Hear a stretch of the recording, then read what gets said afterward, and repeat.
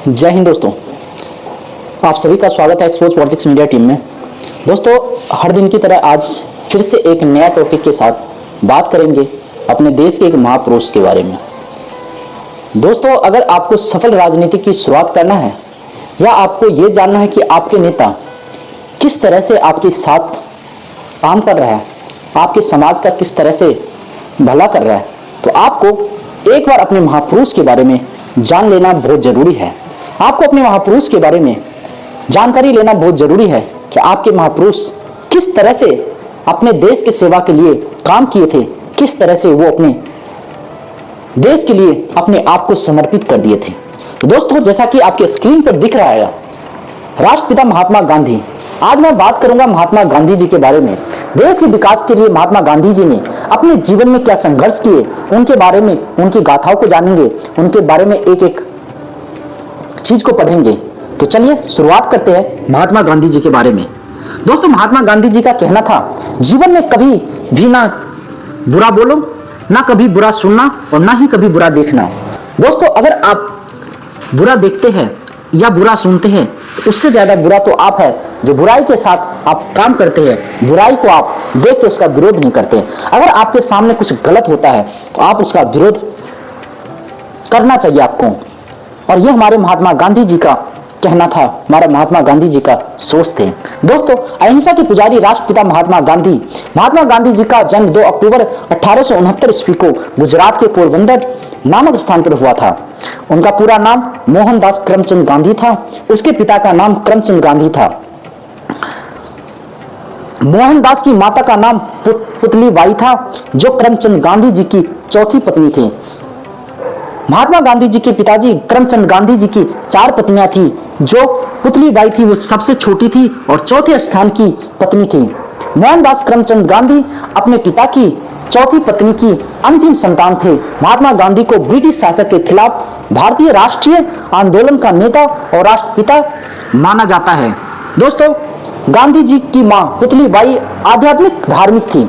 वो हमेशा भगवान के ऊपर विश्वास करने वाली थी, हमेशा वो भगवान के मानने वाले थे, हमेशा वो भगवान के बारे में सोचती थी। हमेशा उनकी दिनचर्या घर और मंदिर में बटी हुई रहती।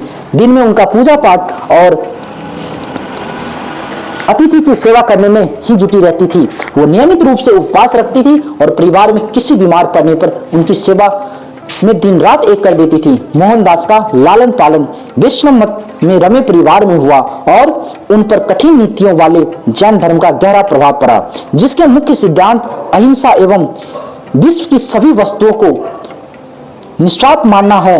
इस प्रकार उन्होंने स्वाभाविक रूप से अहिंसा, शाकाहार और आत्मशुद्धि के लिए उपवास और विभिन्न पंथों को मानने वाले के बीच परस्पर संहिता को अपनाया। वो हमेशा अहिंसा के पुजारी माने जाते हैं, हमेशा वो अहिंसक के बातों पर चलते, हमेशा वो अहिंसा के मार्गदर्शन पे काम करते थे।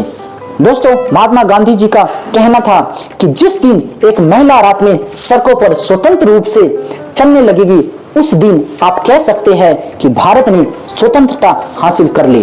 दोस्तों, अगर आप महात्मा गांधी जी की बातों को अभी भी अवलोकन करेंगे तो आपको लगेगा कि अभी के समय में क्या देश में पूर्ण रूप से आजादी मिल पाया है, देश पूर्ण रूप से स्वतंत्रता हो पाया है। महात्मा गांधी जी का कहना था, जब आधी रात को एक महिला सड़कों पर स्वतंत्र रूप से जब घूमने लगेगी, जब चलने लगेगी, तब आप कह सकते हैं कि हमारा देश पूर्ण रूप से आजाद हो गया है। दोस्तों, मोहनदास एक औसत विद्यार्थी थे। हालांकि उन्होंने यदा कदा पुरस्कार और छात्रवृत्ति भी जीती थी। वो पढ़ाई व खेल दोनों में ही तेज नहीं थे। बीमार पिता की सेवा करना, घरेलू कामों में मां का हाथ बटाना और समय मिलने पर दूर तक अकेले सैर पर निकलना उन्हें बहुत पसंद था। उन्हीं के शब्दों में बड़ों की आज्ञा का पालन करना सीखा, उसमें मिनमेट निकालना नहीं। वो हमेशा बड़ों की आज्ञा को पालन करना सीखते थे, उनमें गलतियां निकालना नहीं सीखते थे। दोस्तों, उनकी किशोरावस्था उनकी आयु वर्ग के अधिकांश बच्चों से अधिक हलचल भरी नहीं थी। हर जैसे नादानी के बाद वो स्वयं वादा करते थे, फिर कभी ऐसा नहीं करूंगा। जब कभी भी उनसे छोटी सी चूक हो जाती थी, छोटी सी गलती हो जाता था, तब वो हमेशा इस चीज को पन करते थे, इस चीज को आश्वासन करते थे और प्रॉमिस करते थे कि फिर कभी ऐसा नहीं करूंगा, और वो अपने वादे पर अटल रहते थे।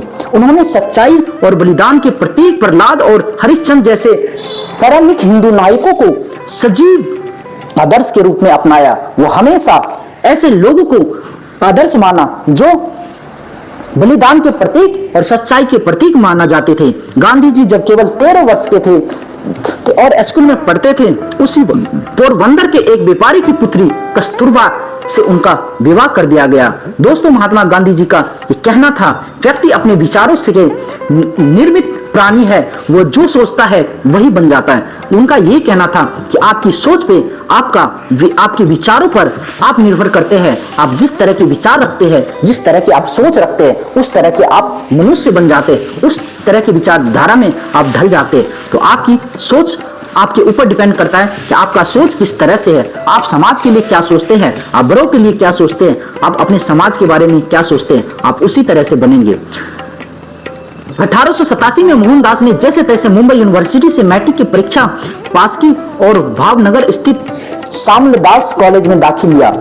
अचानक गुजराती से अंग्रेजी भाषा में जाने से उन्हें व्याख्यानों को समझने में कुछ दिक्कतें होने लगी थी। जब गुजरात से जो बाहर गया जो पढ़ने के लिए, तब जाके अंग्रेजी भाषा में उनको काफी सारे दिक्कतें आने लगी। इस वजह से उनके परिवार में उनके भविष्य को लेकर चर्चाएं चल रही थी। अगर निर्णय पर छोड़ दिया जाता तो महात्मा गांधी जी डॉक्टर बनना चाहते थे।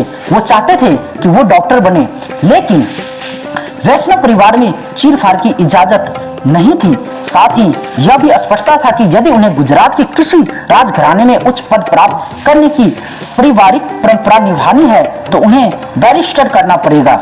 ऐसे में गांधी जी को इंग्लैंड जाना पड़ा।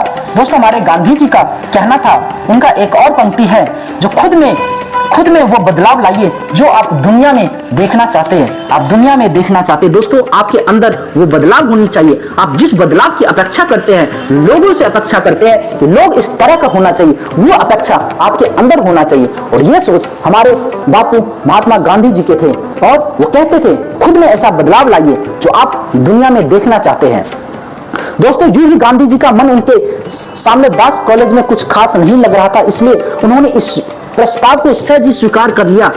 उसके युवा मन में इंग्लैंड की सभी दार्शनिकों और कवियों में भूमि संपूर्ण सभ्यता के केंद्र के रूप में था। सितंबर 1888 में वो लंदन पहुंच गए। वहां पहुंचने के 10 दिन बाद वो लंदन के 4 कानून महाविश्वविद्यालय में से एक इनर टेम्पल में दाखिल हो गए। 1906 में ट्रांसवाल सरकार ने दक्षिण अफ्रीका की भारतीय जनता के पंजीकरण के लिए विशेष रूप से अपमानजनक अध्यादेश जारी किया।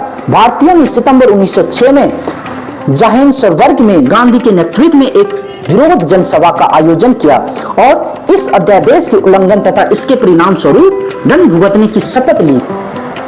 इस प्रकार सत्याग्रह का जन्म हुआ, जो वेदना पहुंचाने के बजाय उन्हें झेलने, द्वेषहीन प्रतिरोध करने और बिना हिंसा किए उससे लड़ने की कई तकनीक थी।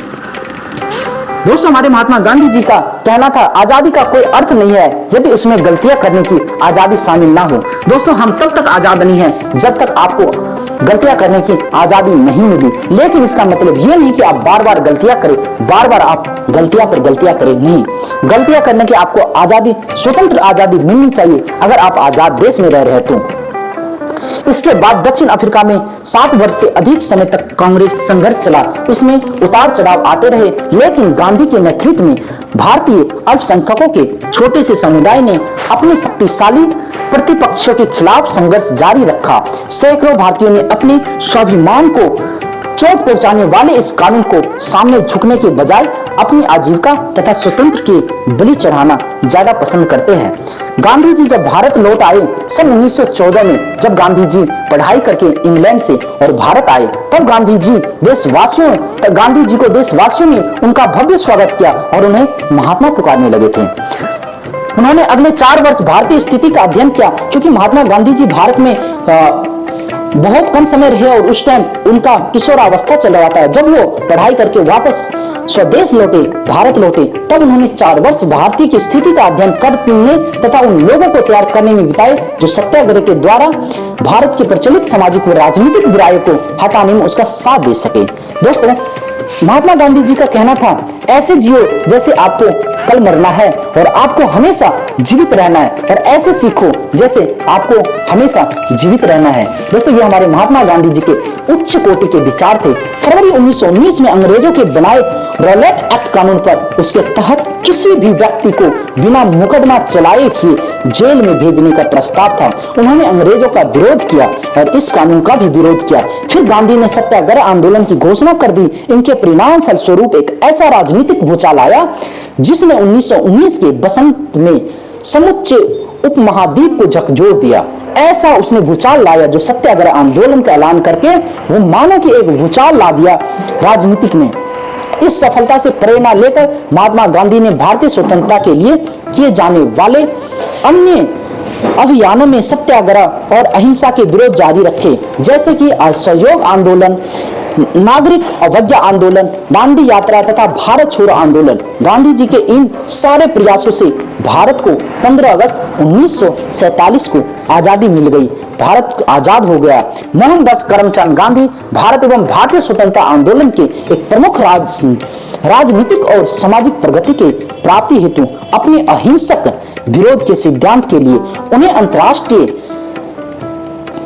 ख्याति प्राप्त हो गई, उन्हें अनुभूति प्राप्त हुए।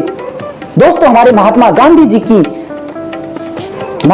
जी के उच्च विचार है नई दुनिया के निर्माण के लिए नई शिक्षा की भी नई प्रकार की होनी चाहिए। अगर आप नई दुनिया के निर्माण के लिए शिक्षा भी आपके पास नहीं होनी चाहिए। ये हमारे बापू और महात्मा गांधी जी के विचार थे, अनमोल विचार थे।